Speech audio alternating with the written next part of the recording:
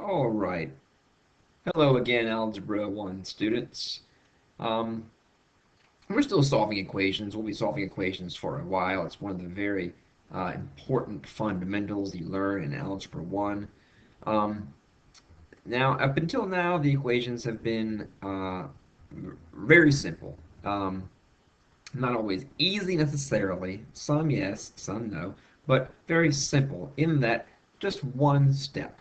Um, just one operation has been involved. Now, this equation here, negative 3x plus 2 equals 23, is a little more complicated. We've got to figure out what number, what number, if you multiply it by 3 and then add 2, you end up with 23. And the way we're going to figure that out is the same way we've been doing it before, using the X box. So if I can get my pen here, we start with the variable x. And over here in the equation, we notice the first operation that takes place on that bucket, if you will, whatever number is in that bucket, we're figuring out what it is. But whatever number is in that bucket gets multiplied by negative 3. So times negative 3. And we're not worried about putting, we don't really know what the value that we end up with after multiplying by negative 3 because we don't know what the value was when we started.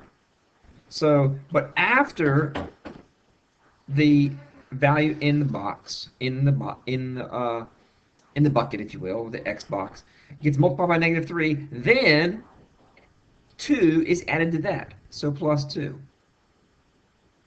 So multiplying by negative 3 and then adding 2 ends up with 23.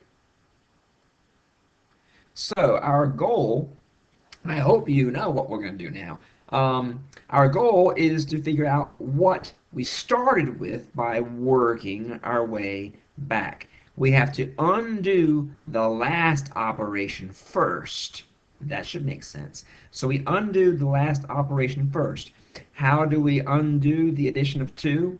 Well, by using the inverse operation of subtraction, minus 2. So, well, we do know if we take away 2 from what we ended up with going forward, 23 minus 2 gives us 21. And then we take that value and undo the first operation that took place on the unknown value of x.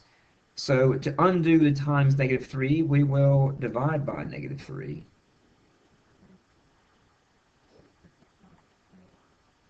Or we could multiply negative 1/3, same thing. Again, inverse operations. You kind of can see, you should see uh, times 1 in there. Um, if you put plus 2 and minus 2 together, you get plus 0. If you put times negative 3 and divide by negative 3 together, you get times 1, the identity. But anyway, so 21 backtracking divided by negative 3. The solution is x equals 21 divided by negative 3, which is negative 7. Now we check it. I hope you check your work every time with these when you're solving equations. It's very easy to be lazy and not check. But here's where it wasn't so obvious what the solution was to begin with. So we substitute our solution value in place of the x. We now know supposedly what was in that bucket, that x bucket. And we ask ourselves, is that a true statement? So negative 3 times negative 7 is 21. 21 plus 2, does that equal 23? Of course it does. 23 equals 23 So we have found the correct solution.